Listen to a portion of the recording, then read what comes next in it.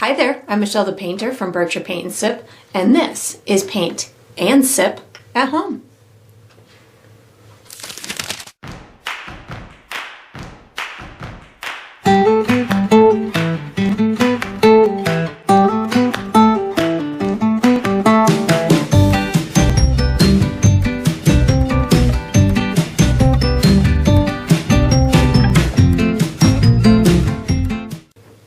So today I'm going to be painting Back to School, and I'm sipping on my coffee. And if you enjoy this process, I do hope that you like and subscribe to my channel, and that you also check out my Patreon page where you're going to find additional painting perks. So let's get painting and let's get sipping.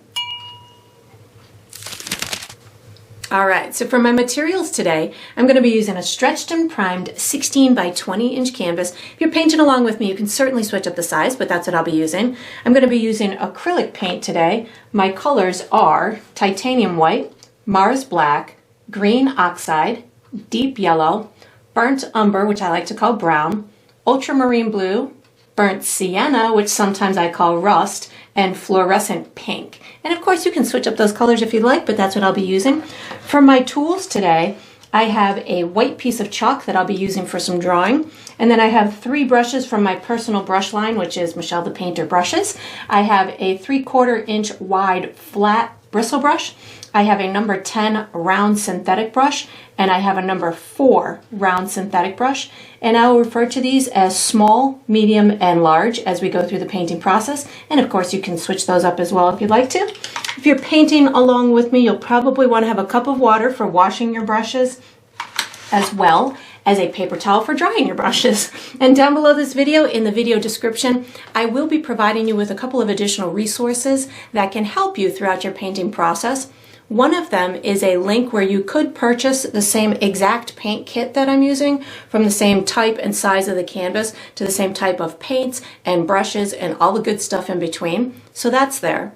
There's also a link where you can download a free image of the final painting. So you can print that and use it as visual reference as you go through the painting process. And there's also written step-by-step instructions down there for you as well. And that's all we're going to need today. Alright, so what we're going to do for the first step is we're going to be painting the base coat for our landscape. I'm going to be using my large bristle brush. The colors that I'm going to use are black, white, and green. And what I'm going to do is I'm going to be doing a base coat of a gray color for my road or my pavement. And then I'm going to be using a dark green color for the base coat of all of my greenery or foliage. So I'm going to create 2 custom colors. I'm going to do that first before I start painting, and then we'll go ahead and paint the whole thing. I'm going to use my large brush to paint, but I'm going to use my medium brush to mix colors for you. I have pre-mixed my colors. That way you can see where I'm headed. I have this gray color that I have pre-mixed for my road. How I got to that was just white and black. So a little bit of white and a little bit of black, spin them together.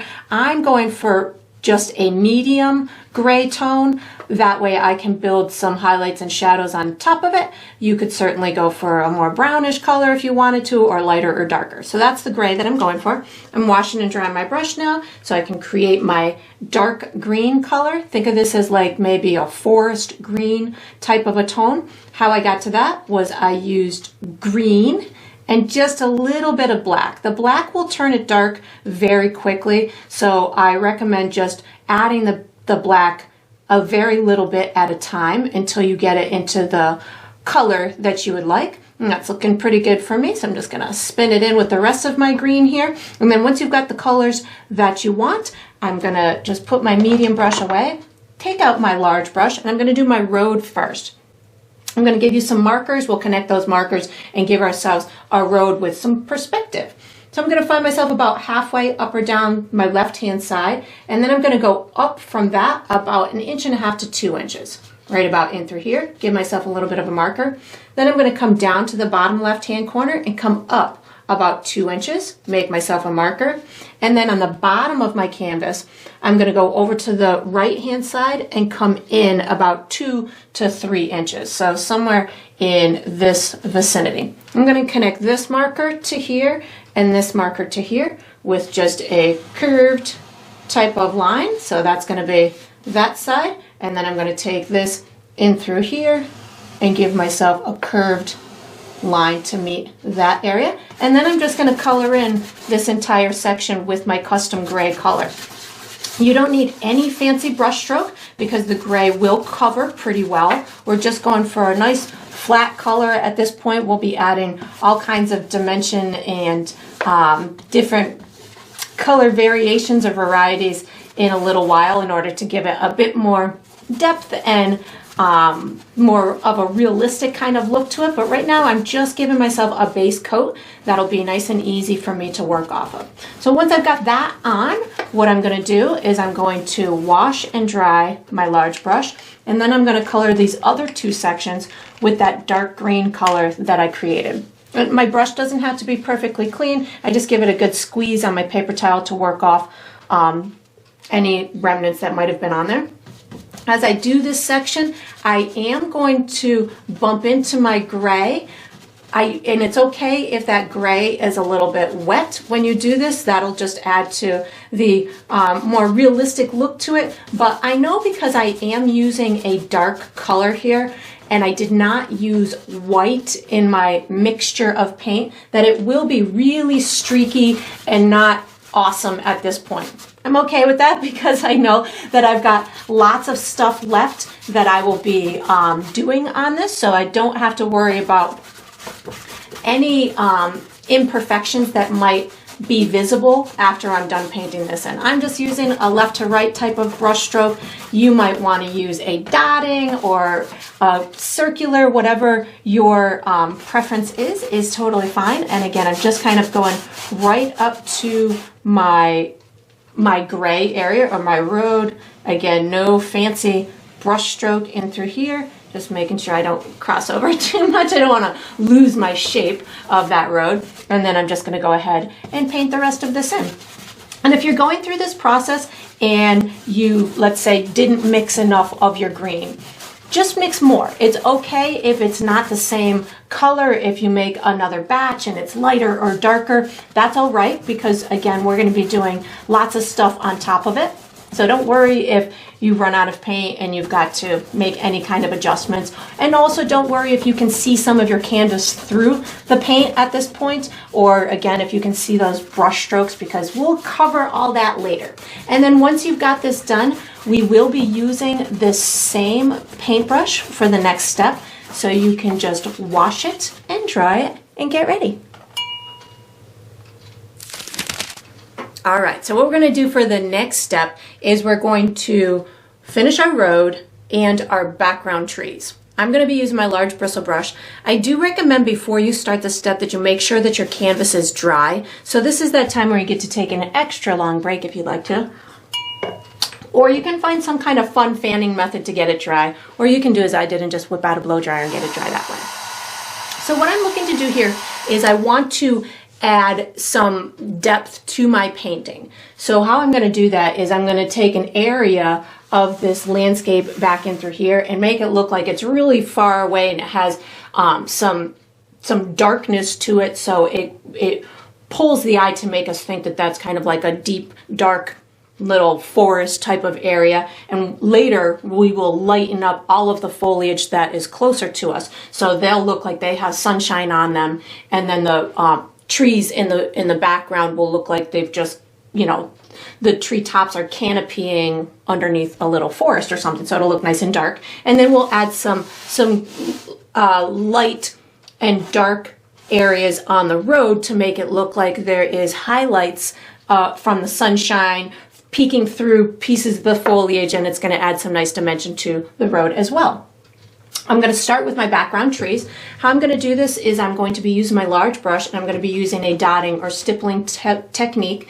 I'm going to have it darker at the bottom, and it's going to go lighter up towards the top with some autumn-esque kind of colors. So we'll be using black and my dark green down at the bottom, and then as I work my way towards the top, I'll be using my rust, my yellow, and some brighter green to get the top to be illuminated a little bit. I'll section this off from my, I have like shrubs along the edge of the walkway or the road, so I'll section it off there.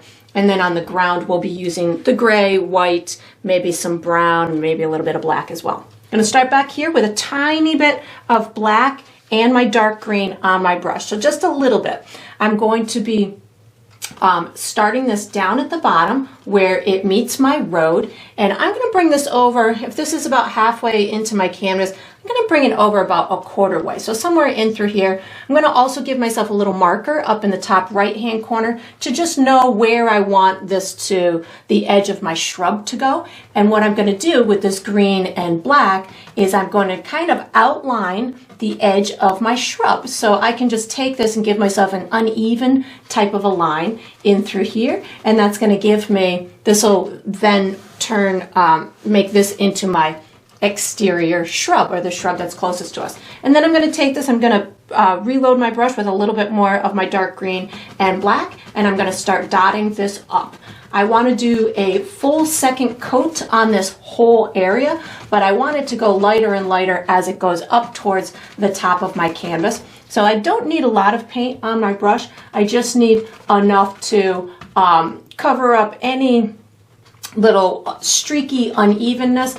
I don't want it to be totally black all the way up towards the top. So if I feel that it's going too dark, I just pick up a little bit more of my green, of my dark green, and that'll help me to control how dark it is as it's going up towards the top. And then once I get up in through here, maybe a little bit more of my green over in through here, now I'm going to start adding my autumn-esque kind of colors, because whenever I think back to school, I'm thinking it's fall in New England where I'm from, and we have these beautiful autumn trees. So without washing my brush, I'm going to pick up a little bit of burnt sienna and my dark green.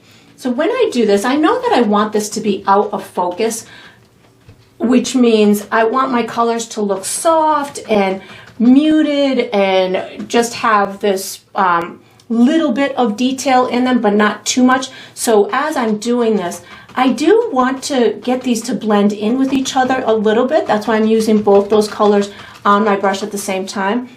But as I get towards the top, it doesn't all have to be exactly the same. So this time I just picked up a little bit more of my burnt sienna, and I was using them initially at the same time, so they did cohesively look like they belong together, and they're just kind of merging off into the distance, out of focus together. So that works. Now what I'm going to do is I'm going to pick up a little bit of my yellow on my dirty brush, and I'm going to start to add just little pops of my yellow up towards the top. Again, I don't need it to do very much. I'm just looking to give just the hint or the essence of some autumn trees, and maybe the sunshine is hitting the top of them a little bit more. So that's looking pretty good. And I think I want a little bit more of my burnt sienna, so I just am wiping my brush off on my paper towel. I'm going to pick up just a little bit more of my burnt sienna to just pop in a couple brighter notes of that autumn-esque kind of color in through here. And then maybe towards the top, I think I'm going to pick up some of my green oxide, not my dark green, but my brighter green oxide, and just add a couple of brighter leaves up towards the top of that of these trees that maybe haven't turned their autumn color yet. And of course you can pop a little bit of, I just put up a tiny bit of white. I'm just really going for the tippy tops up top to make it look like they're being hit a little bit with sunshine. I'll let that dry, and if there's any additional things I want to do after it's dry, I will do that. But I'm going to go ahead and wash and dry my brush and hit the road now. I'm going to hit the road. I just had a song come into my head. Hit the road, Jack, and don't you come back no more, no more. Sorry. I like music, so sometimes songs pop into my head when I say a couple words. Anyways, so my road is going to be just lighter and darker, almost striped type of look, striped type of pattern. So I'm going to pick up my gray plus a teeny tiny bit of black. So I have gray plus a teeny tiny bit of black, and I'm just going to do these darker areas. I'm just going to rub it in a horizontal way, leaving myself some light areas to almost look like there is sun peeking through a tree that might be off in the distance, and it's providing me with this way in which the road looks like it's got shadows and highlights on it based on whatever that landscape is next to it. So again, I'm just using gray plus a tiny bit of black, creating these really neat effects along the road. And then up at the top, it's not too important because you're going to have lots of stuff covering that. And then what I'm going to do, if you feel that you want a little bit more on here, you can pick up a tiny bit of white paint, and the white paint will add more highlights throughout these striped type of areas. So wherever your comfort zone is, the more contrast you have in it, the more effect that it's going to make it look like that sun has on the road. And if it's too grayish for you, you can pick up a tiny bit of brown. I just picked up a tiny bit of brown on my brush, and that's going to add almost more of a dirt road type of a look to it. So you can really fiddle with it and have fun with it. And then once you get done, we are going to be using this same large brush for the next step, so you can wash it and dry it and get ready. All right, so what we're going to do for the next step is we're going to paint the shrubs on the side of the road. Or, well, this is shrubs. This could be construed as or considered to be shrubs or grass, whatever you want it to be. It's totally fine. I'm going to use my large bristle brush. The colors that I'm going to use are the same I used up here. So I've got black, dark green, green oxide, my yellow, my white, my burnt sienna, and maybe my brown too. So probably all of my colors except for my gray and blue. How I'm going to do it is I'm going to approach it similarly to how I did up here, which is I'm going to do my dark area and work my way to the light. I'm going to have it pretty dark in through here, and then I'm going to work it to be lighter and lighter as it gets towards the tips of the shrubs. And I'm also going to put the essence of maybe some roadside leaves or grass or something that might be have the autumn type of color to them. So maybe a little bit of the rust and the yellow on some little pieces of grassy stuff along the edge of the road. Again, just to add more information and textures and fullness to the scene itself. I'm going to start over here with my dark green and black on my brush, and I'm going to be using my dotting, stippling type of technique. I know that this whole area in through here is going to be taken up by my girl, so I don't necessarily need to do perfect execution in through here, but I do still want to paint it so that way on the edges where it meets her, we'll have a nice transition and a believable execution on the sides of her. As I'm coming up this shrub area, I'm still using my black and my green, just really dotting it in here so I have a nice transition into the brighter area, which is going to be up towards the top. You could, again, use different brush strokes to get this done, but this is a brush stroke that's pretty easy for me to get this textural kind of effect and get it to look nice and believable as it's coming around the corner and getting into the lighter area. I do want to put a little bit of darkness down over here, so I've got some darkness on my brush right now, so I'm going to go ahead and put just a little bit coming off the edge of here into that road. This is going to act as a shadow underneath my little roadside stuff that I'm going to put, the little grassy stuff. So that works pretty well. I'm going to start transitioning into my green oxide. So on my dirty brush, I just picked up some green oxide, and again, just going to be using this dotting type of technique to make sure that I have a second coat on these shrubs in through here so it doesn't look like any area is unpainted. I'm just going to continue to pick up my green oxide right now, and while I've got almost a darker version of green on my brush right now because I was working down here, I'm going to go over on that left hand side in a minute as well so I can make sure this is fully painted before I start adding my highlights on it. So again, just kind of making sure I've got nice coverage on there. That's looking pretty good. Now I'm going to come over here because I know I still have a little bit of darkness on my brush. So I'm going to pick up my green oxide on my dirty brush. So again, I still have some little bits of darkness in there, and I'm just going to make sure that I've got a good coverage on here before I start adding my highlighted details. And I like to do this these type of ground details or foliage details, like building them like this, because it really, for me, gives it a more authentic type of look to it, and I can get some nice natural appearance to it. While this is kind of drying for a minute, I'm going to go ahead and stick some of my autumn colors along the roadside. So I'm going to wash and dry my brush, and then I'm going to start with a little bit of burnt sienna.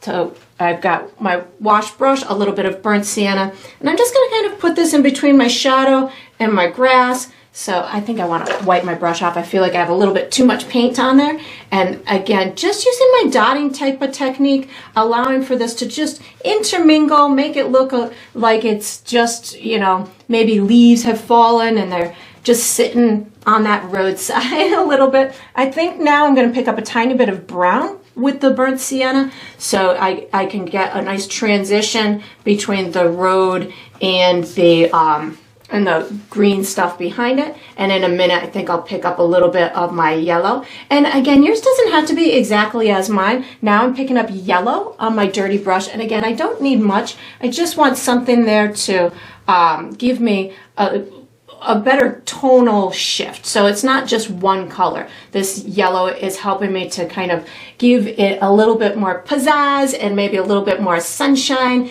is hitting these little pieces.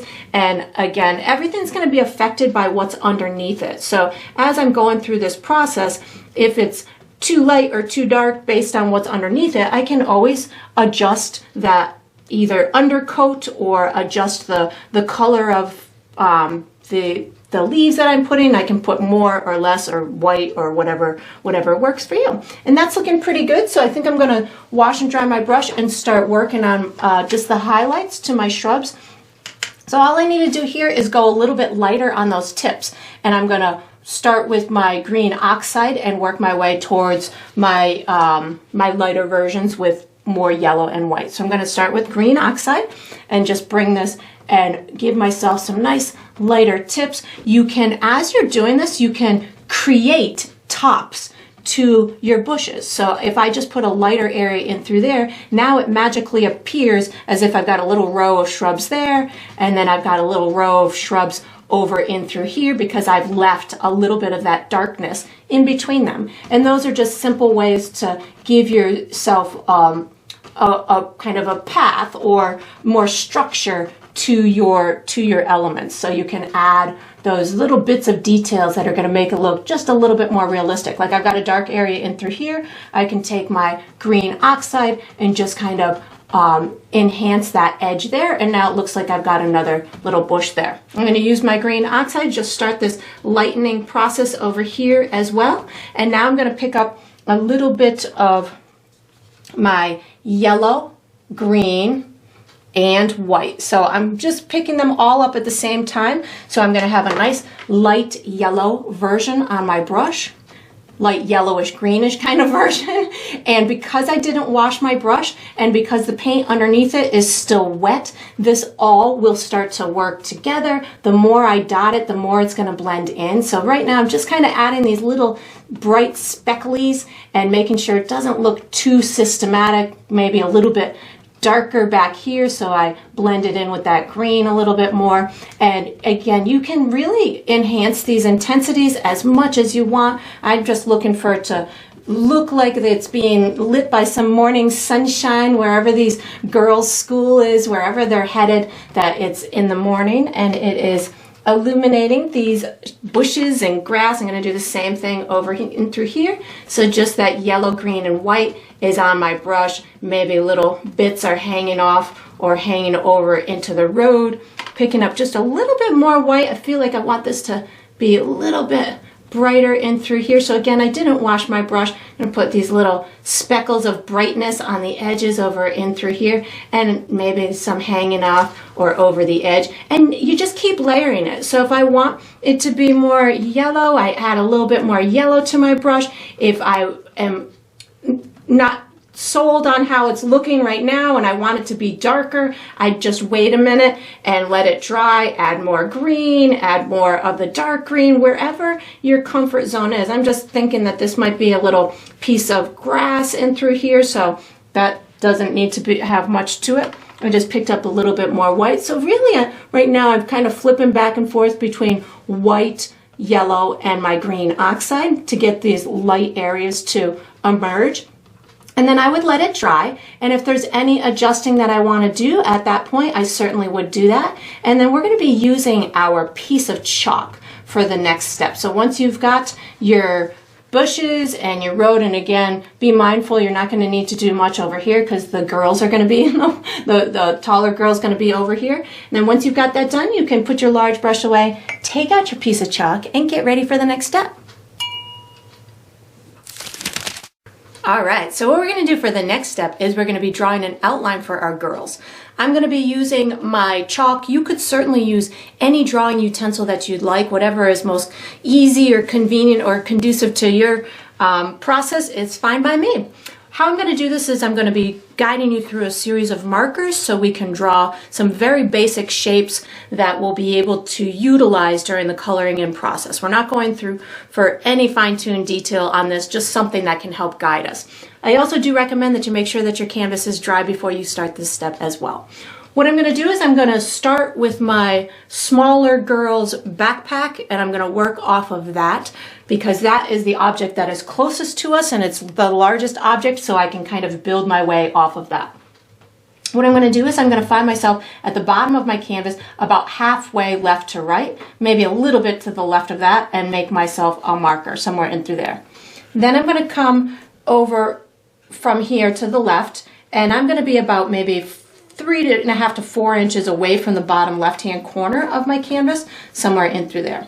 Then what I'll do is I'll find myself the center of these two and go straight up, I would say a little bit more than 1/4 of the way up my canvas, so somewhere in through there. And then I'm just going to connect them with a nice organic type of rectangle type of a shape, with maybe little rounded edges to it. I want it to look kind of organic, maybe that there's some stuff in the backpack, so I don't want to make it too perfect looking. Then what I'm going to do is I'm going to put a oval on for her head, and we'll build her body off of that.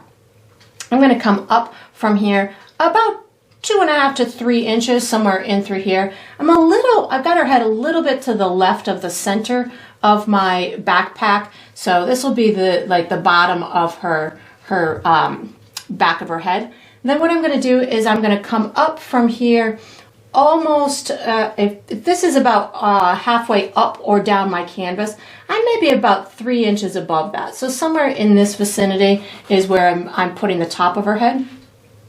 I'm going to create an oval for her head that is, let me just get a barometer here. So if this is how high or tall I have her head, I have her width of it a little bit more narrow than that. So you don't want to go as wide, you don't want to make a circle, you want to make it a little bit more narrow than you have the height of it. So I've got this in through here, and then I'm going to take it like this, and then like this. And she's going to have ponytails and stuff, so this doesn't have to be perfect, this just gives us a good place to start. Now what I'm going to do is I'm going to give her a little bit of a neck and some shoulders. I'm going to take this in from here just a little bit and give her a little bit of a neck like that. I want her shoulders, I'm going to have her left shoulder a little bit past here. So I'm going to just kind of give myself a little bit of a marker so I can show you where I want the shoulder to be. And same thing over on the right. I've got them turned a little bit. They're going down the road. So I'm going to have this one somewhere in through here. Once I've got that, I can just kind of connect these with just a nice natural line. And again, they don't have to be perfect because we're at an angle. I'm going to put the sleeve, she's going to be wearing short sleeve shirt. I'm going to have the bottom of her sleeve kind of coming in through here, and then just connect that up like that. Same thing over here, just kind of give her the bottom of her sleeve and connect it up like that. Going to give her a couple of arms. This one I'm going to have a sliver of her arm all the way down to the bottom of my canvas. So I'm just going to come in from here a little bit and give myself a little bit of a line going down like that. And then this one, I'm just going to have a little piece of it. It's actually going to hide behind her backpack. So I'm going to take it from here and then just bring a little bit of a sliver in through that. And then what I'm going to do is I'm going to put her straps on her backpack. So she's going to have a little strap like this. And then I can give her 2 straps going over her shoulder now that I know where her shoulders are. So we do that. I've got my strap there. and then I can give a little strap in through here, just a little bit past that shoulder. Now we've got her done. We will put her hair and everything on later. This is just going to give us started. I'm going to do the same process for my older girl, which is I'm going to start with her backpack. Her backpack's going to come off of, we're going to see the bottom of her backpack a little bit. So I'm just going to find myself over in this vicinity, maybe a few inches over to the right of here. I'm going to give myself the bottom left-hand corner of her backpack, and then over on the right-hand side, I'm going to have the bottom of her backpack somewhere in, I would say, like this vicinity. It's just going to kind of wrap down around like this. We're just going to see it at a little bit of an angle. Her backpack is going to be pretty big, and it's going to be just a little bit below the height of this girl in through here. So I'm going to come down from here just maybe about an inch or so, and then go all the way over to the right until I'm about halfway between these two. So that gives me, again, a good height variation, which is going to force us to make her taller. And then the width of her backpack, I'm going to have it maybe about this wide, and then over on this side, we'll say we've got it maybe, I don't know, maybe about this wide. And then I can just attach or connect these dots with a real nice organic type of shape. So I can take this and maybe come down, well, maybe that's a little bit wider in through there, and then take this, bring it up in through here, connect this over here. And again, yours doesn't have to be exactly as mine. I'm just doing something that's gonna look like she's got some stuff in there. Maybe bring this down just a little bit more in through there. And then what I'm gonna do, again, I'm gonna put her head on like I did over here. So again, I've got them kind of turning down the road, so I'm gonna have her head a little bit more to the left.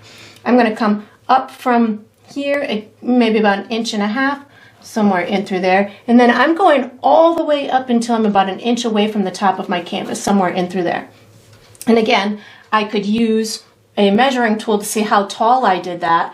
And then when I go to do the width, I just want it a little bit more narrow than that. So I can take this and give myself an oval type of a shape. And again, doesn't have to be perfect, just something that'll get us started. I'm going to now give her a little bit of a neck, so I can pull this down in through here and then in through here. Now I got to give her some shoulders. So again, I'm going to have her right one kind of hiding behind her backpack. Similar to this, again, just to give a little bit of perspective on them. So I'm going to show you where I have my shoulders. I'm going to have one shoulder in through here, and then this shoulder will go right about there. Once I have my shoulders, I can kind of connect these in through here. And again, she'll have a shirt and all that good stuff on. But right now we just need the outline. On this side of her, I'm not only going to have her arm in through here because she's going to be connected to her little friend here or her little sister. She's also going to have a little sliver of her shirt, and we're going to see the bottom of her, like the top of her pants, which is right underneath her backpack. So in order to kind of keep myself straight and understand what pieces are what, I'm going to start at the bottom and just give her this is going to be her pants in through here. I'm going to have the edge of her shirt. I'm going to have, so I just closed off her pants. I'm going to take this little line, this is going to be the bottom of her shirt, and just kind of give myself a vertical line that I'm going to stop right about here. This is going to give me where I want her, the edge of her shirt to go. So I'm just going to take this and give a little bit of an edge of her sleeve. I can connect this to up in through here, and now I can give her a little bit of an arm. I'm going to take it from here and just bring it down where it's going to connect to the younger sibling or the younger person, whatever you want to consider it to be, something like that. And that's going to give me her left arm. Her right arm, I'm not going to do much. I'm just going to bring this down in through here, so it's going to hide behind here. And then I'm going to give her a little bit of a wrist. So we're just going to take and give a little slender line in through here, and that's going to give her wrist on that side. And that's all I'm going to be doing for her. So once you've got this done, you can certainly make any little adjustments that you feel are necessary. And then we are going to, actually, 2 more marks. I want to separate the neck from the shirt. So I'm going to just give a little, oh, and she needs straps too. I thought I was done. I'm going to give her neck, where her shirt meets her neck, give her a little area where her shirt meets her neck, and then this one needs some straps. So we'll do the, we're gonna do a strap kind of in this area, and then we'll do one over the shoulder here, and then we'll do one over the shoulder in there. Now I think I'm done with my sketch. So again, put the chalk away, take out your medium brush, and get ready for the next step. All right, so what we're going to do for the next step is we're going to be painting base coats on our skin, clothing, and backpacks. I'm going to be using my medium brush, and I'm going to be using a lot of colors. I'm going to be using pink, white, brown, blue, and black, and burnt sienna. If I use any other colors, I'll let you know. What I'm going to do is I'm going to be painting the things in the order that they're laid down on the being. So I'm going to be painting the skin, and what comes on top of the skin is the clothes, and what comes on top of the clothes is the backpacks. So we'll do it in that order. I'm going to be creating custom colors, and I'll show you how I do them along the way. The first one that I'm going to be doing is my skin. My skin color I've pre-mixed here is just a combination of burnt sienna and white. We will be able to adjust this as we add highlights and shadows to it later on, but this is just a nice neutral kind of tone that I'll be using as my base coat. So once I've got that, I'm going to find all of my little skin areas and give them a coat of this color. When I do this, if you're representing somebody with short hair and you wanted to show ears, like I'm going to have my ears showing on my taller girl, but you could certainly pop in a couple, like the backside of some ears if you wanted to. My little girl here, I know, is going to have some ponytails that are covering up her hair, so, or her ears, so I don't have to worry about doing anything for the ears on that side. And then when I get to an area like this where I know these two skin pieces are going to be touching each other from her arm to her arm, I am going to just leave myself a little visible gap between the two, so that way I don't get confused or lost during the painting process. I can continue to use my guide as long as I need to. So I will get rid of it when I start to incorporate highlights and shadows and things of that nature. But during this base coat process, again, I don't want to get lost during, you know, and I don't want to lose my guides that I put in there. So I just left a little tiny line in through there. I'm going to go ahead and paint a color on her neck in through here. And if you have areas, like I've got this strap that's covering the neck, I'm just going to not paint that area. I'm just going to bring it all the way to where I feel that is necessary. And again, I'm going to have little slivers of some ears showing on her, so I'm just going to put this little bit of this color in through here, and then make sure I do it at the same height on this side. And because I'm seeing she's going this way, I might see more of this particular ear, so I can just make it a little bit wider. And if you're not comfortable doing ears, just hide it with hair. You don't need to have these slivers of ears showing. You can certainly just hide it with hair. And don't worry if this isn't a perfect coat, because we're going to have lots of things on top of it that will help to finish it. I'm going to now wash and dry my brush to work on my clothing colors. I'm going to be doing my my pants for this girl with black, so I'm just going to start there. I washed and dried my brush, and I picked up black paint, and she's just going to have some black pants on in through here. So this is not tricky at all, just making sure I color in this section in through here. And I'm going to bring this up to here and just cover that chalk mark. But if I don't cover the chalk mark 100%, that's okay, because I'll be able to make it go away with either a little bit of water or, oh, I missed her arm over here. Let me wash and dry my brush so I can color in her arm. I washed and dried my brush. I'm putting on a little bit more skin tone on my brush. We can't forget this little piece of her arm. I would have eventually noticed it, but sometimes I get through a whole painting, it's like, oh man, I totally forgot that one piece that I had outlined. There we go. Now I'm going to create a color for her shirt. She's going to be wearing a white shirt, So what I'm going to do is I'm going to just pick up my road gray plus white on my brush. So I have my road gray plus white. This is going to create a little bit darker than white color, but lighter than the gray that was on the ground. So I just put them both on my brush at the same time, gray plus white, and it's just blending right on my canvas. So I'm just getting an on the fly little bit of a lighter gray color without it going too white on me, because I like to have the variations in tone. So if I'm going for a white t-shirt like I'm going for here, I don't necessarily want to start with white. I start with usually a gray or a tan type of color, so that way I can build my way to the lightness of it, and I can give it dimension with adding white. If you start white right off the bat, then it makes it a little bit more difficult, at least in my painting process,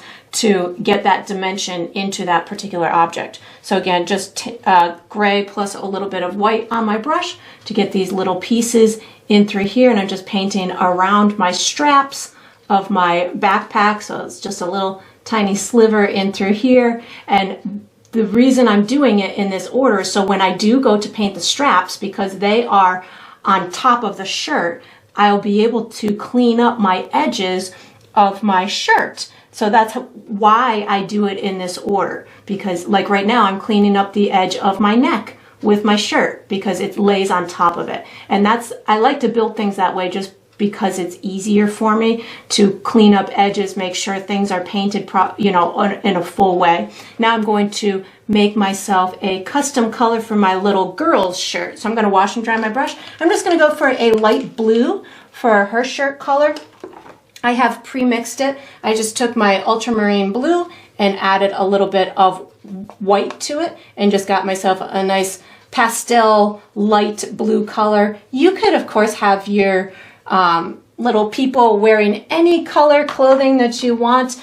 If they have uniforms that they wear to school, or they have their favorite clothing that they want to wear on their first day of school, just have fun with this. You can customize it into whatever works for you personally. This is intended to just give you maybe some inspiration on how to paint little people going to school, but you don't have to do it exactly as mine. You can customize it to your own world. You can have polka dots or stripes or any other colors that you want. And when you're in these smaller areas too, if you feel the need to use a smaller paintbrush, by all means, use a smaller paintbrush. You don't have to use the same size that I'm using. I'm very comfortable with my round brushes and I can manipulate them into small corners and stuff like that. But if you're going through this process and you're trying to use the same size brush as I am, and it's not conducive to the way that you paint, then by all means just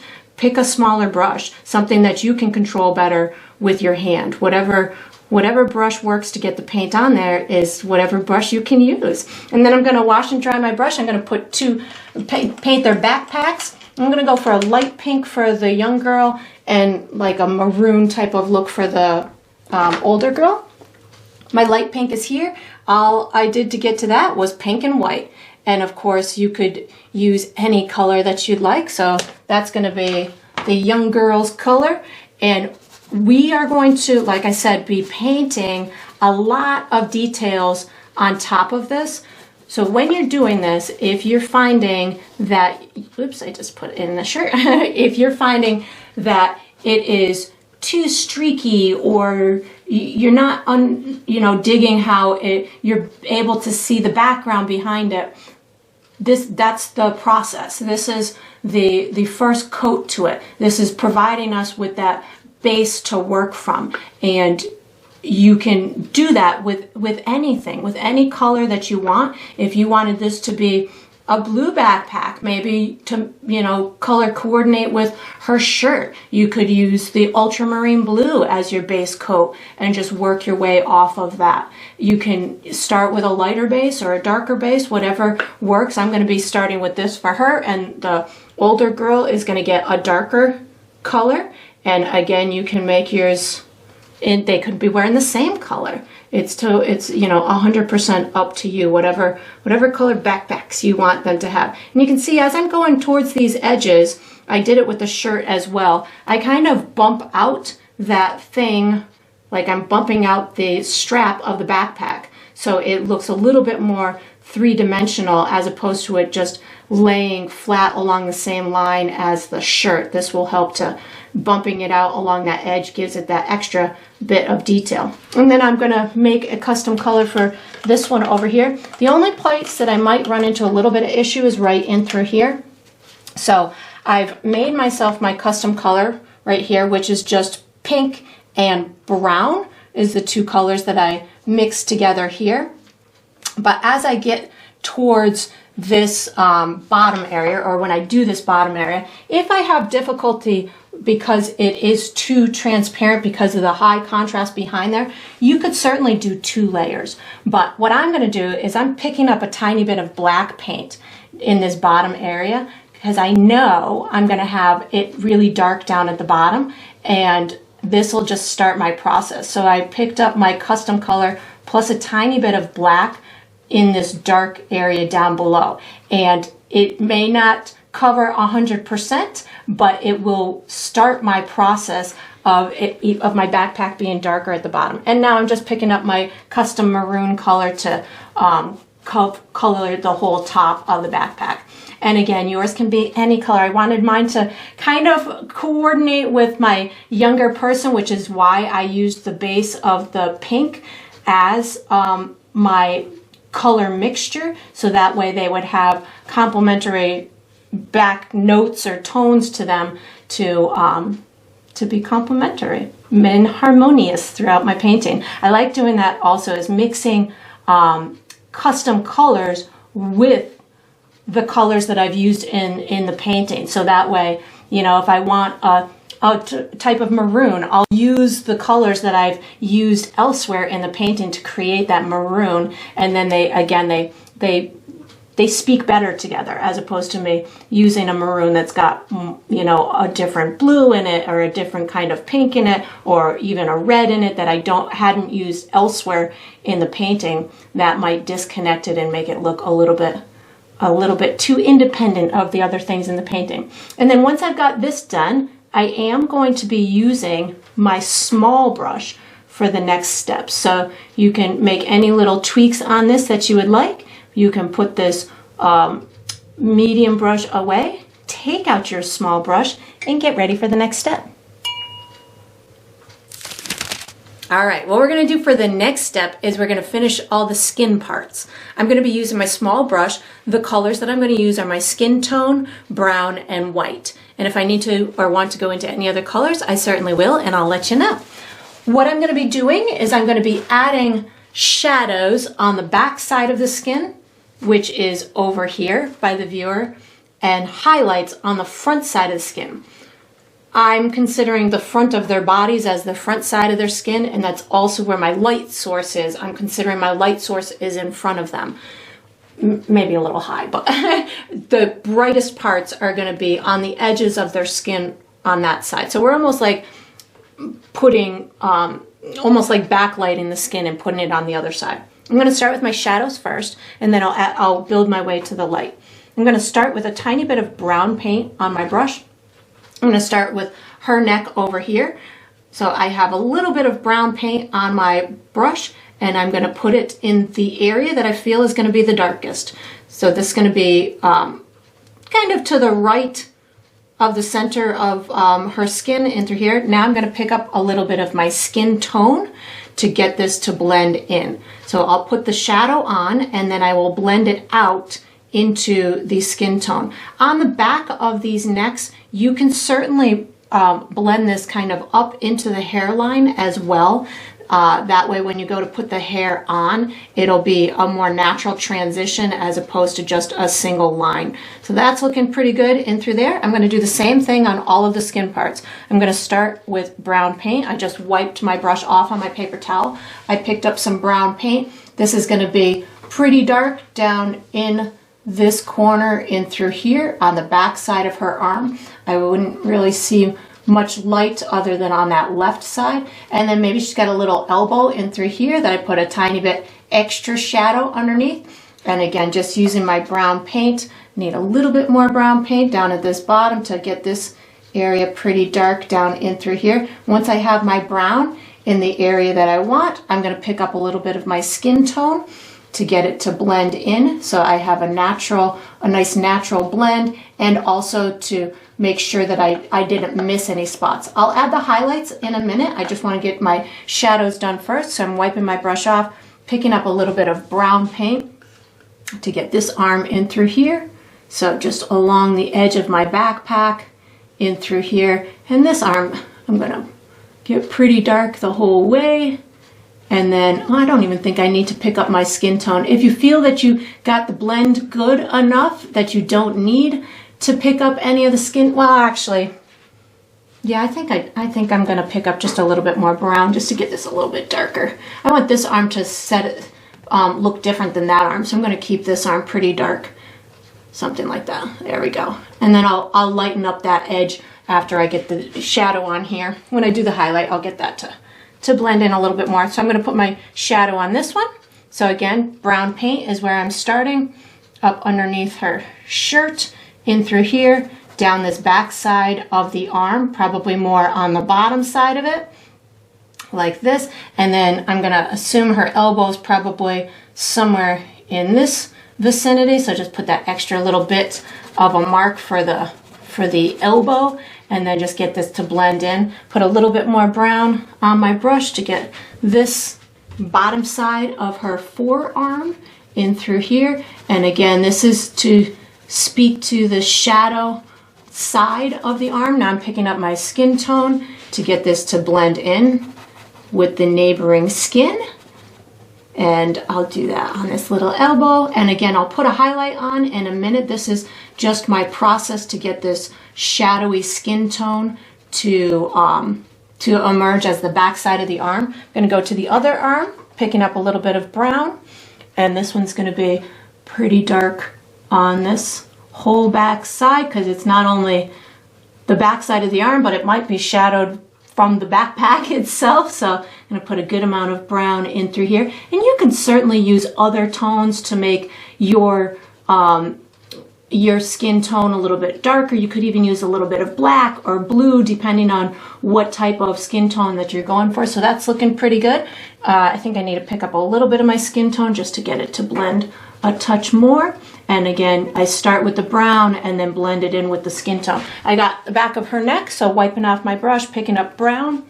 Gonna do my back side of my neck, which is gonna be in through here, maybe a little bit more because the neck is larger on this one. So putting it in the area that I feel is the farthest away from the sunshine. So we're gonna put this back in through here and then just blend it out on those sides. I'm gonna pick up some of my skin tone to get it to blend in. So I put that shadow on, then picked up the skin tone, and I'll also blend it up just a little bit into that neckline. Again, just so when I put that hair on, I've got a more natural progression to it. I'm going to stick a little bit of my skin tone on these ears to make sure that I don't need much of a shadow, just put a little bit more of the skin tone. Now I'm going to start adding my highlights. I'm going to put them mostly on the left-hand side. I'm washing and drying my brush to get that tan, or to get the brown off of it. I'm going to pick up white plus my skin tone, just a little bit of skin tone. So white plus a little bit of my skin tone. I'm going to get this left-hand side to go nice and bright. So I just put it on that edge and then just blend it back into the skin tone itself. So the left edge is going to be the brightest for me.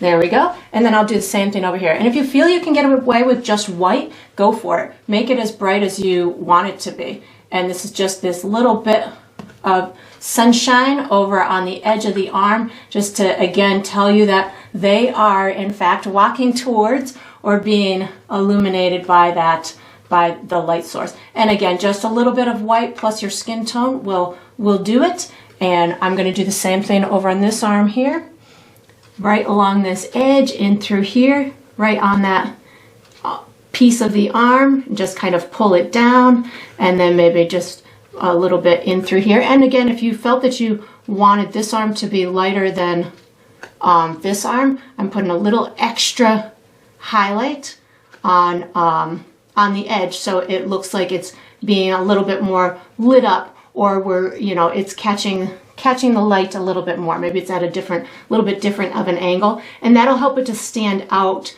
in front of this arm here. So if you're having difficulty seeing the difference of the two, you could certainly add a little bit more highlight on her arm, and that'll get it to stand out in front of the younger person's arm. And then just make sure that you close up any guidelines that you might have left. Like I have a little bit of a guideline, so I just picked up my skin tone to make sure that that's gone. And any chalk marks you can get rid of with a little bit of water on your brush. So there we go, that works for me. I'm gonna go ahead and put a little highlight on this arm over here. So again, my skin tone plus white, and just giving myself, here's her wrist, and then maybe this is her, just the bottom or the top part of her hand in through there, and then picking up a touch of my skin tone just to make sure that it blends in enough for my painterly eye to be happy. And if you felt that you could get away with a little bit on the right side, go for it. If not, no worries. And then I just have her neck to go, so a little bit of white and a touch of my skin tone, white plus my skin tone. You can always brighten it up too. If you do it and it's not bright enough, you can certainly just let it dry for a minute and then add more white on top of it. And that's looking pretty good. And maybe just a little tiny touch on the top of the ears. Maybe, maybe not. That's your call. If you felt that it would warrant it, go for it. If not, no big deal. And then just let it dry. And if you feel that you have any fiddling that you want to do, go for it. We are going to be using the same small brush for the next step. So once you've got this done, you can wash and dry your small brush and get ready for the next step. All right, so what we're going to do for the next step is we're going to finish the clothing. I'm going to be using my small brush. The colors that I'm going to use are light blue, white, and brown, white,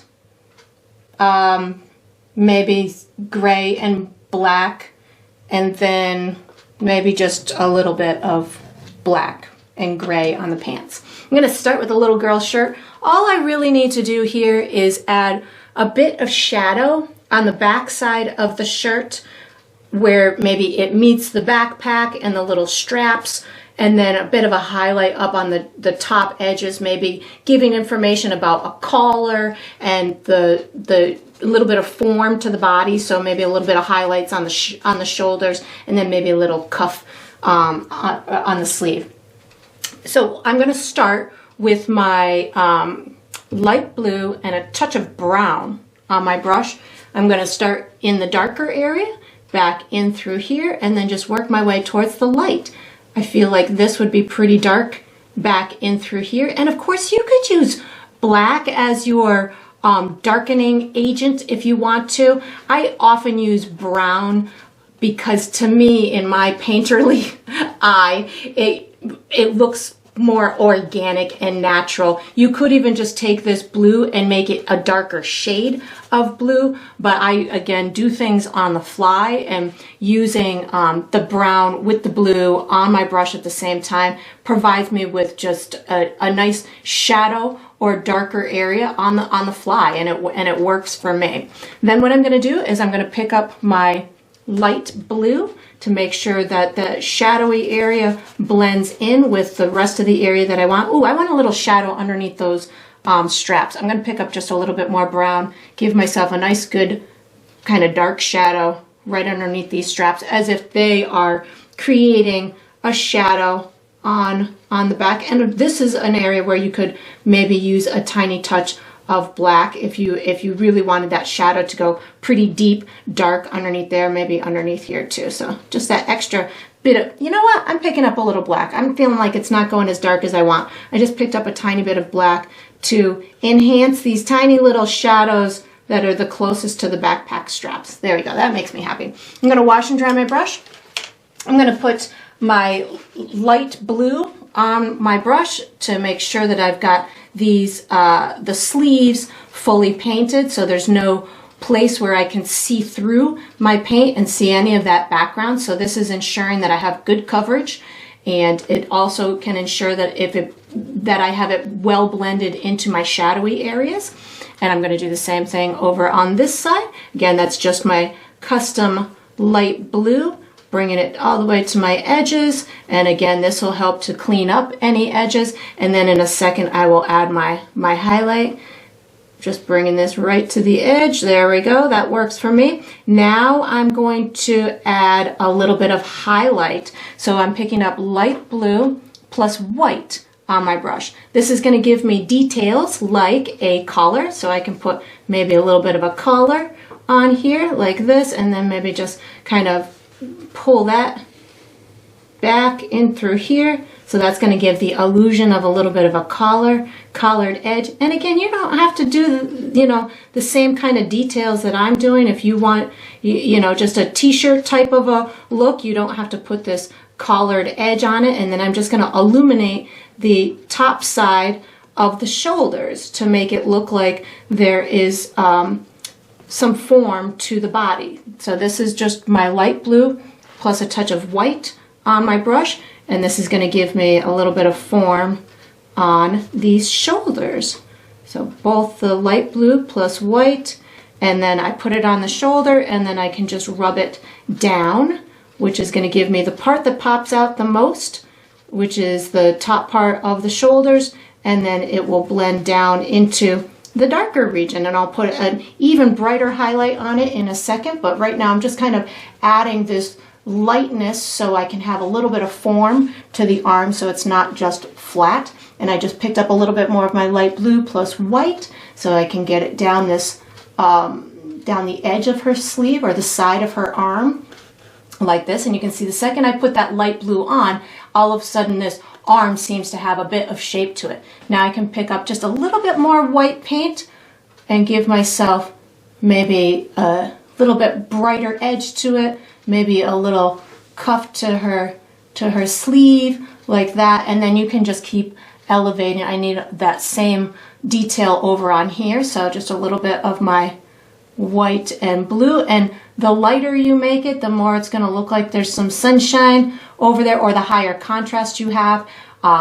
The less contrast you have, the less it will look like there is sunshine out there. So however you want to interpret this or make it your own, you can certainly do that, and then just make sure that that's as blended as you want. And once you've got that done, I'm going to move on to my other person over here. So I'm going to wash and dry my brush, and I'm going to start with the pant. Whoops, I just dropped my paper towel. I'm going to start with the pants and then work my way up. I'm going to start with black paint just to make sure I have full coverage, and I'm just going to do a real subtle or simple highlight on the edge of the pants so it doesn't look like just a flat black thing underneath here. So I just put black in order to make sure that it was fully painted. Now I'm going to pick up a little bit of white plus black on my brush at the same time and just give a little bit of a highlight in through here, just so it looks like we're seeing the side of a shape that has form to it. Again, instead of it being flat, this just helps to give that little extra bit of information. If you felt that you wanted a highlight on the other side, which I don't feel that I need one, you could certainly put that as well. And then once I've got that, I have a dark color on my brush right now, which is black. I'm going to put a little bit of white on my dirty brush because I know I have black on here. I can work on my shadows. So I can just kind of scoot this in right next to that backpack. I just also put a tiny bit of water on my brush so I can have a little bit more fluidity in through here. All I'm really looking to do right now is put a little shadow where the clothing meets that backpack. And then I'm going to pick up more white paint to bring this out towards the edge of the shirt. Which is making gray on the fly. The shirt was gray, or the base coat we used was gray to start. So this is just getting that shadow to blend into that color. You could pick up your gray if you wanted to. I'm just getting this little shadow to blend in. I will put a better highlight on it in a minute. I just wanted to start this process, and I keep pushing my brush, which released keeps releasing and more dark tones if I need them. So that's good in through there. And again, I'm gonna put the highlight on there in a second, but I'm gonna work on a little bit more of a shadow back here. So again, I'm just picking up a little bit of black and white on my brush to give me this shadowy area back behind here. I don't need much back here because the gray is going to act, the gray base is going to act as my kind of shadowy color, but I do want to put a good shadow underneath those straps. So I'm picking up a little bit more black paint, give myself a nice dark shadow underneath these like I did on the younger person. So something like that. Now I can just pick up my road gray plus white. So it's going to be gray plus white, only this time I can use more white in order to get these, the edge of the sleeves to pop out like I did on the other person. But first, just making sure that it blends in with my shadow. And this is all going to be covered with hair too. So don't worry about it being perfect. I just made sure that that all blended. Now what I'm going to do is I'm going to pick up white on my dirty brush to get this edge to be nice and bright like that, and give a little bit more on the sleeve and through here, making sure that it goes all the way to the edge of the skin. So you don't want it to have any unpainted area between the skin and the shirt. So that works out pretty well. I'm going to put just a little bit over here on the edge. And of course, your shirt can be as white or as tinged as you want it to be. That's going to be up to you. If you want a nice, crisp, clean, bright white shirt, which my white shirts are only clean for like a minute. I swear, every time I buy a white shirt, the first time I put it in the washing machine, it's no longer white. So these shirts can be whatever color you'd like them to be. Just putting a nice light edge over there. And then let's see, what else? I think that's, oh, I need a little white edge down here too. I have white on my brush. I'm just gonna make sure that this corner in through here is as bright as I want. I have a little piece of chalk in through there that I wanna get rid of. And I'm just got the white on my brush, but I can really manipulate it and blend it in towards the gray area with just adding a tiny bit of water to my brush. And this will make it look like there's little wrinkles or ripples as the shirt is kind of coming around her body. You can just give these little curved marks. That's going to make it look like that shirt is kind of curving around her back. And then again, that's going to be covered with her hair. I think that's pretty good.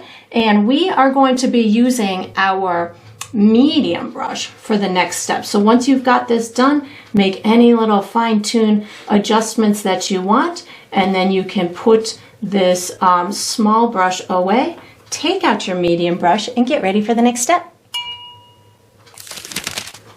Okay, so what we're going to do for the next step is we're going to finish our backpacks. I'm going to be using my medium brush. The colors that I'm going to use are the base coats, so my light pink and my maroon type of color, mauve, whatever you'd like to call it, plus white, brown, and black. And what I'm in essence going to be doing is adding highlights and shadows in order to give form to these objects and also little bits of details. I definitely want to, I'm in my head going to be using just a nice loose sketcherly type of painting style. Not concerned about a ton of detail on it, but I am going to be conscious about, you know, making it representational of a backpack that's got openings and zippers and stuff like that. So I'm going to start with the pink one first. And what I'm in essence going to do is I'm going to take a little bit of brown and black paint and give myself almost a sketcherly outline of maybe where it's going to open. Maybe there'll be a main opening here and then a little pocket here. And then I'll put little shadows between my straps and my handle, and then we'll add some strategically placed highlights and it will magically be done. So I'm going to put a tiny bit of brown and black on my brush. So very little bit. I don't need a lot at all. And then what I'm going to do is I'm going to give myself this real loose, sketcherly kind of area or outline of sorts where I feel that I want it to be representational of where the backpack might open, where the zipper might be. And it doesn't have to be one line. You can see I'm just really using a sketcherly type brush stroke. Maybe there's a little dip.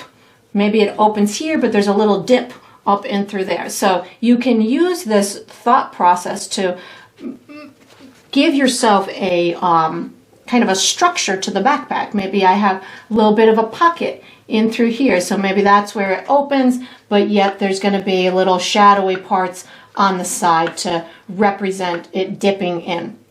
Once I've got that on there, then I think of where else do I want little shadows.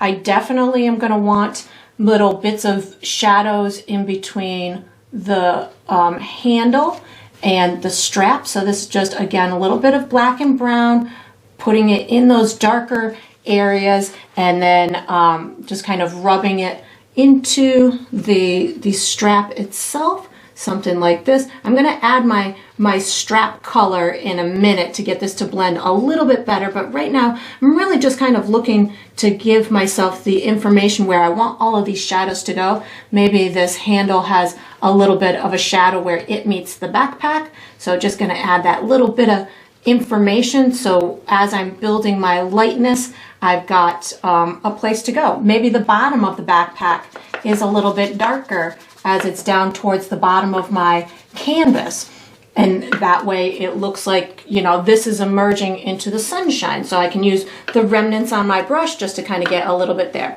Now what I'm going to do, without washing my brush, I'm picking up my base color. So this is my light pink, and I'm going to start to add my second layer of paint on here and making sure that I have a good coverage. So again, this is just my base coat.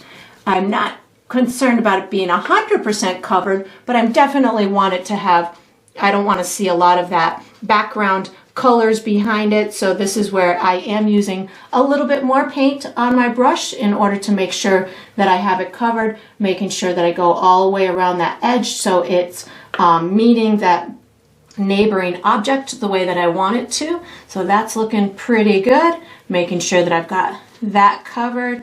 I'm going to go and do the same thing over here on this side of the backpack. And again, this is just my light pink, providing me with my second full kind of coat to it. But again, I'm leaving those dark areas that I just put into place that are going to speak to all the details on my little backpack here. And then again, just picking up my pink, my light pink that is, and giving myself my second tone or my second coat here. And again, I know that these straps up here are going to be partially covered by the hair or the ponytails of my little person. So I know for me, I don't need these ones up here to be perfect, but if you're doing somebody with short hair, you might want to pay a little bit more attention to the detail on these than I am. Now what I'm going to do is I'm going to pick up my light pink plus white, and this is going to give me my highlights in through all of these areas, especially up towards the top. I want that top area and maybe this left area to take on the most highlights, so it looks like it is closest to the light source, which is the sky, and that it's got some form and shape to it. And you can really have a ton of fun with this. You can see I am really just using a sketcherly type of brush stroke in order to get these different colors on here, but you could make yours very detailed if you wanted to. You can add straps and name tags and buttons and zippers and all kinds of fun stuff. So just know that, again, I'm just giving you a nice loose guide to go by, and you can certainly model it after whatever you'd like. You could even, I'm picking up a tiny bit more black and brown just to get this little detail in through here. Maybe there's a little kind of zipper or something poking out here. So, you know, just those little fun details. I think that's looking pretty good. Maybe a little bit more pink over in through here. Make sure this looks nice and finished. And then I'm going to just move on to my next backpack over here. So I'm going to wash and dry my brush. And for my shadow colors, I'm going to use black because this is already pretty dark. So I'm going to go ahead and use black as my detail shadowy kind of marks. I'm going to have my structure kind of coming in through here where we've got the opening to the backpack. Maybe there's a little, maybe she's got like a sack on top of the exterior part of it, something like this, maybe something, and you don't have to make it exactly like this one. Maybe this one opens just on the side over here as opposed to, you know, up top. So make them whatever way you would like. It's your representation. I'm going to put just a little bit more darkness down here to make sure that I've got this bottom area painted in, and I'm going to put a little bit of this darkness up and through here between these pieces where they meet. This one's going to go right here, here, and here, and then just kind of rub it up into that little piece, whatever it may be, something like that. And this one's fun because it is so dark, I can just build light colors. I can even use my fluorescent pink as a nice highlight color. I'm thinking that that's looking pretty good. I'm going to pick up my base color now, which is that mauve-y kind of color, and now it's going to start to look lighter and lighter as it is developing on top of itself as opposed to on top of that dark green. So you may not even need to use anything other than this color as your highlight, but I know that I'm going to incorporate a little bit of my bright pink as well. This right now I'm just kind of using as my second coat, similarly to how I did the light pink on the other one. Just making sure I have nice finished area down in through here. Oops, just went into that shirt a little bit. Sometimes my brush gets away from me. That's just the part of having fun while I'm doing this, because a lot of times I'm not terribly concerned about perfection. So in those cases, sometimes my brush gets away from me. I'm just going to go down in this whole area in through here, keeping some little dark creases down at the bottom, so it looks like we're giving it some dimension in through here, making sure I've got a good second coat. And I like building these dark colors progressively because they will naturally build their own dimension because they're being built on darkness. They will take on the colors that are underneath them, and the more you add to it, like I love doing this with red, because the more you add to the red, the brighter it gets. And you can work in these little creases and make it really look like it's nice and realistic. So this is doing something similar, which is where I want it to be darker, I can just leave that original base coat, and now I've naturally just got some good dimension and wrinkles and ripples and stuff in my backpack. So again, right now I'm just picking up that base coat in order to add these this second layer on here, making sure that I've covered everywhere that I want to cover, and then I'll put a little bit of a highlight. I think I'm going to use my fluorescent pink as a little bit of a highlight. So I just picked up fluorescent pink on my dirty brush and just giving myself little bits of highlights in through here. I'll pick up a little bit of white in a second, and I'm working on top of wet paint. So this is kind of a wet on wet type of process that I'm doing in through here, which is allowing me to really just get some fun dimensional elements, getting my paint to blend together nice and in a real cool way as I'm doing this. And then I think I'm going to pick up a touch of white on my dirty, or actually, yeah, let's pick up a little bit of white on my dirty brush just to give myself just a little extra bit on this left-hand top corner in through here. And again, you could certainly let it dry, you know, go at your own pace. Sometimes, again, I build these colors on top of each other in a manner that is comfortable for me, but you might find that this might be a little bit too fast of a process, and maybe your colors are blending more than you want them to. And if that's the case, just give it a minute, let it dry, and then you can just come back and keep fiddling with it. And then I will let mine dry, and if there's any additional things that I want to do, I certainly will do that. And then we are going to be using this same brush for the next step. So once you've got your backpacks done, you can wash and dry this medium brush and get ready for the next step. All right, so what we're going to do for the next step is we're going to be doing the base coat for the hair. I'm going to be using my medium brush, and I'm going to be using brown and maybe a little bit of black as well. What I'm in essence going to be doing is I'm going to be coloring the heads brown, and then I'm going to be adding ponytails on.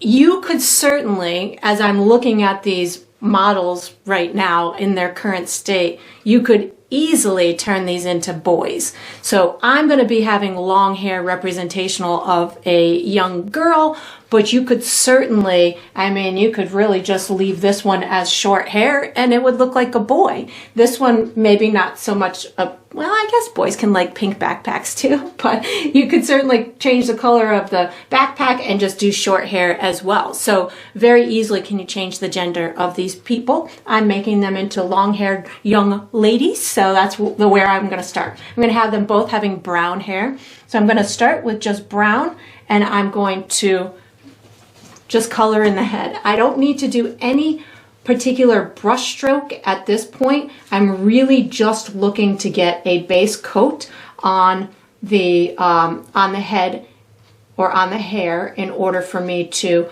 build my dimensional elements in the hair. As I get to the neck, I'm going to just loosely or lightly blend it in with that neck skin a little bit so it's not a real firm line. And again, as we build the hair, it'll be better. But this is just, again, something that's going to start the process. And I'm going to let this sit for just a second. While it is sitting, I'm going to do the same thing on my other person, which is just paint in the whole head.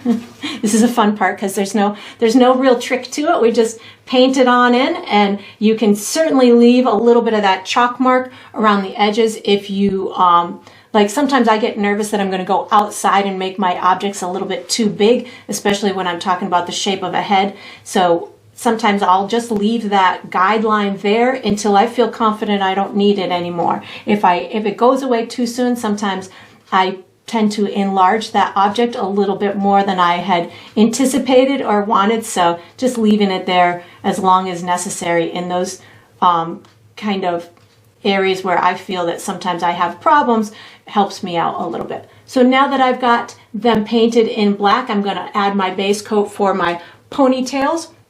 For her, I'm having her ponytail, she's going to have two up towards the top of her head coming out in through here, and they're going to drape over her shoulders a little bit.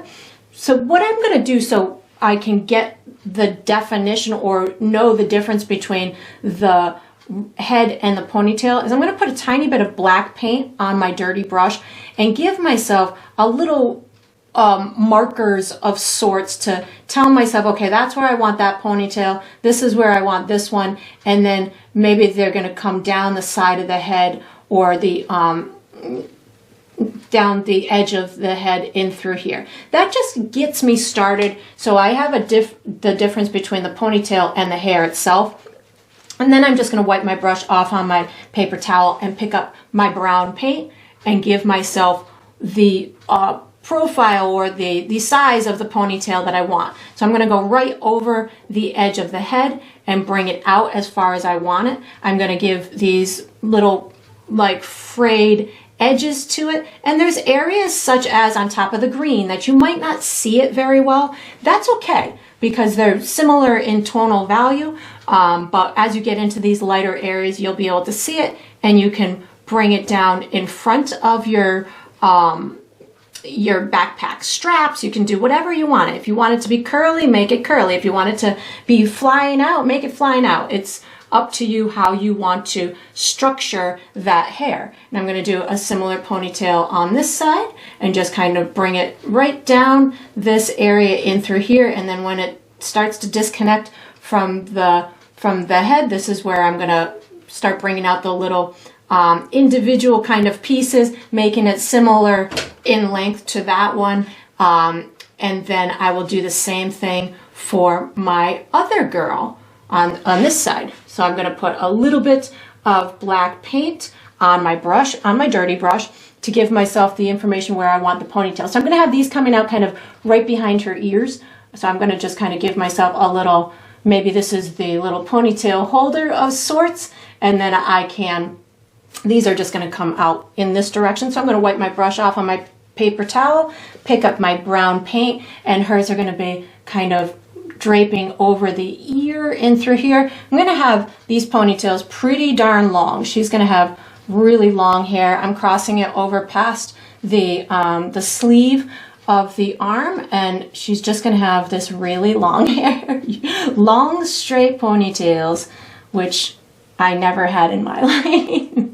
my ponytails have always been curly and crazy, but these were the ones that I wanted. I had a girl in my middle school who used to have long hair like straight like this, and she would braid it in these two French braids. She had her hair braided in French braids the entire like 6 years I went to school with her, but she had nice long straight hair. So sometimes we wish that we had things that we don't have, but this is just, she's gonna have modeled hair after the girl I went to school with. So I'm going to take this one. This one's going to be kind of draping over this ear a little bit, and maybe this one is going in front of her sleeve. Maybe there's a couple of little flyaway pieces back in through here, or maybe I'll just bring this all over here, and then we'll have this one kind of, I guess we got to have kind of as long on one side as we have on the other, so maybe that goes down there. And I think I'm going to have a couple of stray pieces on this side too. Maybe this comes out a little bit farther,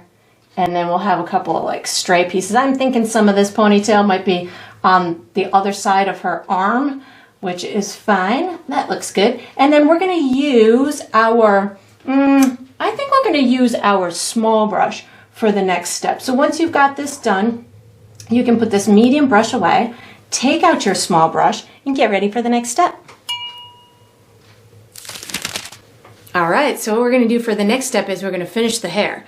I'm using my small brush. The colors I'm going to use are black, brown, white, yellow, and my skin tone. So what I'm going to, in essence, do is I'm going to be creating shadows and highlights to speak to the form of the heads, as well as the texture of the hair and where it's highlighted and how it's falling and all that good stuff. I'm going to be using black and brown to show maybe where the part of the hair is to be pulled into the ponytails. On both of them, I'll do that with a little bit of darkness, and I'll use my brown to make sure that the dark areas are fully painted. And then I'm going to create a custom highlight color, which we'll use in a few minutes. So I'm going to start with my darker areas. I'm going to pick up a tiny bit of black and brown, and I'm going to create a part in the back of the head. So something like this going down the middle. And I don't need it to be very firm, just something that's going to explain what's happening in through here. And then I'm going to pull these little pieces up towards that ponytail in a little bit of a curved manner. Again, don't need to do a lot. Right now I'm going to pick up more brown paint in order to make sure that I've got this fully painted in.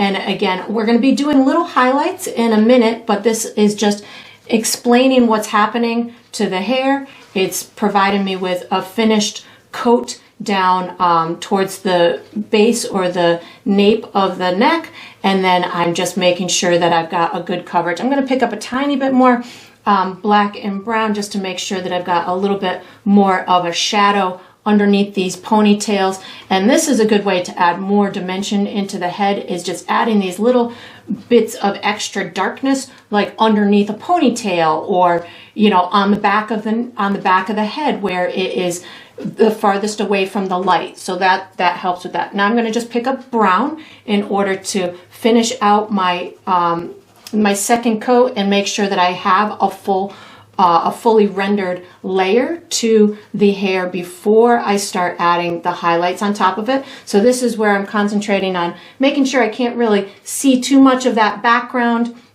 In some areas you're going to, just because you're keeping it thinner in order to make that hair look like it's nice and fluffy. But the areas that you don't want it to look like there's individual strands, you'll want to make sure that the paint is fully covering what's behind it, so that hair doesn't look necessarily see-through. So this is working for me. Let me just get a couple more darker pieces down in through here. And then while this side is settling and, you know, kind of drying just a little bit, I'm going to move on and do the same process to the other head. So I'm picking up black and brown to give myself that dark area for the part in the hair. So I'm going to come down the back of the head, and you know, you can curve it a little bit if you want to. This is good. Her hair is being pulled into these little ponytail parts in through here. So again, just bringing some of that directional brush stroke to explain to the viewer what's happening with that hair. I need to do something down here, so I'm going to pick up, I didn't wash my brush, I picked up brown, and I'm using a combination again of the brown and the black just to make sure I've got these darker areas in through here. So now I'm picking up a tiny bit more black in order to pull the hair out or into those little ponytail holders, something like that, and then just give it a gentle directional brush stroke up to where it's being pulled from. So it could be being pulled from the bottom of the neck in through here. It could be pulled from the center of the head. So wherever you feel that hair is being pulled from, that's where you put those directional brush strokes, leading the viewer's eye to understand where that hair is coming from or being pulled from. So that's looking pretty good. I got a little bit of a shine from my lights in my studio, so I just want to make sure that I've got this blended as much as I want to right here on the neck. That looks pretty good.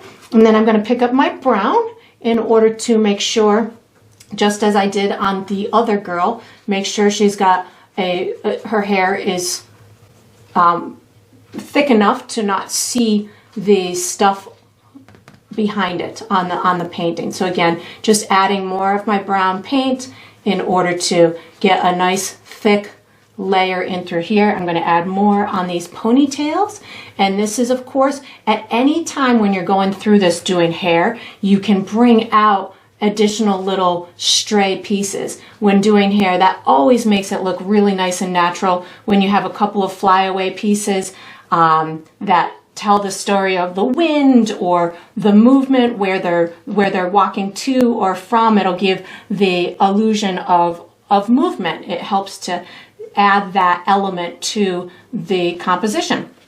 So I've got this side. I'm going to go ahead and do the other side, and you can see I'm not going straight down. I've always got a little bit of bend in my brush stroke, especially when I'm doing hair, things of that nature that to me are very rarely straight down. They always have some kind of curve, again, to tell the story of where they're moving to or what they're laying on top of. Like, I feel this is laying on top of her shoulders, so I gave it a curve to tell the, you know, explain that to the viewer. I'm going to bring some pieces down in through here like this to be similar to this ponytail here, but maybe this one's got, you know, a couple of flyaway pieces on the edge. Maybe they're going around a corner and the wind has caught a couple of her pieces of hair over on this side, so I can add those into there. So now that I've got that, I'm going to come and finish this little girl's hair. This is where I'm going to wash and dry my brush and create a custom highlight color. So what I've done is I have pre-mixed mine. I used my skin tone plus a little bit of yellow, brown, and white. So this, what I did was I just took my skin tone and made it a little bit more of like a light tan color for the highlight on the hair. I want my girls to look like they have brown hair, but with the sunshine, there's always going to be little twinkles of highlight. So that's the color that I'm going for. And I'm going to use it plus brown and white in order to get the all the necessary pieces on the hair. I'm going to start in my lighter areas, which are at the top of my ponytails in through here, and I'm pulling it out in the direction that I feel that the hair is falling. So I've got it coming out my ponytail, and then I can just kind of bring it down throughout that hair. I don't want it to be too bright, so I just picked up some brown as well, and this way I can get those two colors to intermingle with one another so they look nice and natural, as opposed to just having the bright highlight on the top. And pick up some of my highlight color again, give myself a little bit of highlight up towards the top. This is where I can now start getting rid of any chalk or guidelines that I was using to to help me along. I'm going to pull this back as if it's being pulled back towards those ponytails. So just kind of pulling it back in that direction.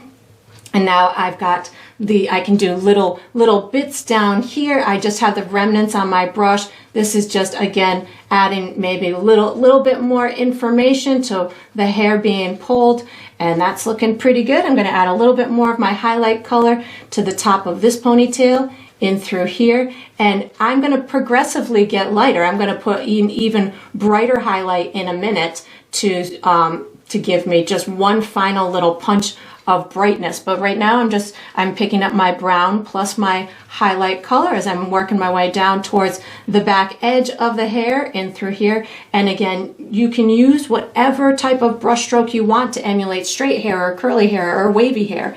Now I'm going to just hit the edges with a little bit of white and my highlight color. So I have white plus my highlight color on here, and I can just pull just a couple of little bright spots, maybe just a little bit more white on my brush here, a couple of little bright spots right along the edge, maybe a little bit on her ponytail holder if I have a little ponytail holder, a little bit right on those edges in through here. And again, this is just providing the viewer with the information that maybe the tip top of her head is being illuminated the most by that by the light source, maybe a couple little strands down here. You can also use this to be able to see the difference between two things. So if I needed a higher contrast between the bushes and her hair, I could certainly use this bit of highlight to do that and to help me out with that, or little highlights along the edge to make it look like the sun is shining through. I'm going to do the same thing over on my other girl. So I'm going to wipe my brush off, pick up my highlight color, and I'm going to start adding some highlights to the hair over here. And again, I'm consciously thinking of the curve of her head and where that ponytail is. So I can take this, I'll put it along this edge over in through here, and I know that my curve of my head comes along here and that the hair is being pulled towards this ponytail. So I'm going to just kind of pull it towards the ponytail in through here. And that's, you know, when I'm building stuff like that, those are the things that are in my head. Her hair's split down here, so she's going to have some stuff coming this way too. And I don't need a ton of paint on my brush to accomplish these type of effects. Just a little bit to give the insinuation of what is happening. The viewer doesn't need, you know, every single strand put in exactly the right place, but sometimes they need a little guidance as to what it is that's happening. So again, I just picked up that highlight color. I'm gonna put it along my edge in through here, and then I'm gonna pull it back towards that ponytail around her head. So something like this, pull it back towards that ponytail. And if I have too much of the highlight color, I can certainly just pick up a little bit of my brown paint to help dull it down a little bit, but I'm feeling like this is pretty good in through there.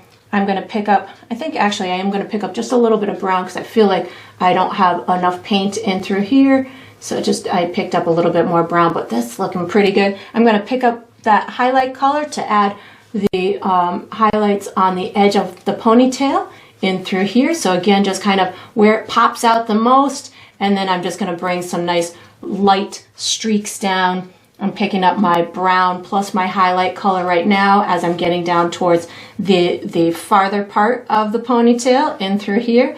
And then I will do the same thing over on the other side before I add my bright highlights, the white on it. So again, just my custom highlight color to add my little strands of hair and the dimension. Maybe this one's got a little bit more on the edges as it's catching the sunlight, because maybe this is shadowed by the back of her head.